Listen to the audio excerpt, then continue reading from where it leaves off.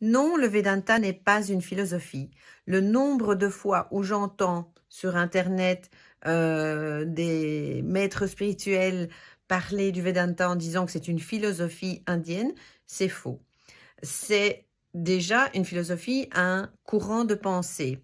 C'est une personne ou un groupe de personnes qui a élaboré une manière de penser, un système de pensée.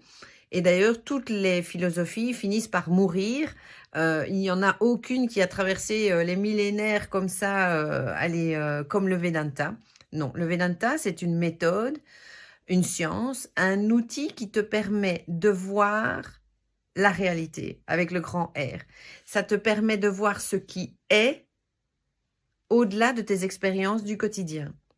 Donc c'est vraiment quelque chose de précieux et qui perdure depuis des millénaires et qui rend la liberté aux humains parce qu'il s'agit de, en découvrant ce que nous sommes, de lâcher tous nos conditionnements et nos idées fausses, erronées sur la réalité de ce que nous sommes et du monde. Le Vedanta ne te demande pas d'adhérer à ce qu'il dit. Au contraire, il te dit, cherche, investigue, ne me crois pas sur parole, va vérifier par toi-même. Parce que, d'ailleurs, le Vedanta est aussi appelé l'art de l'investigation, l'art du questionnement.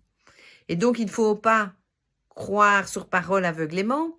Il ne te demande pas d'avoir la foi non plus.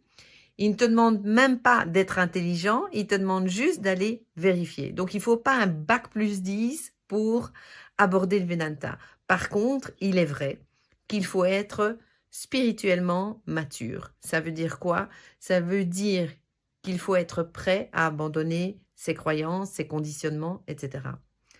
Parce que pour être capable de voir ce qu'il y a au-delà de nos expériences et de notre quotidien, il faut être prêt à lâcher ce à quoi on croit. Et ça demande une certaine maturité spirituelle.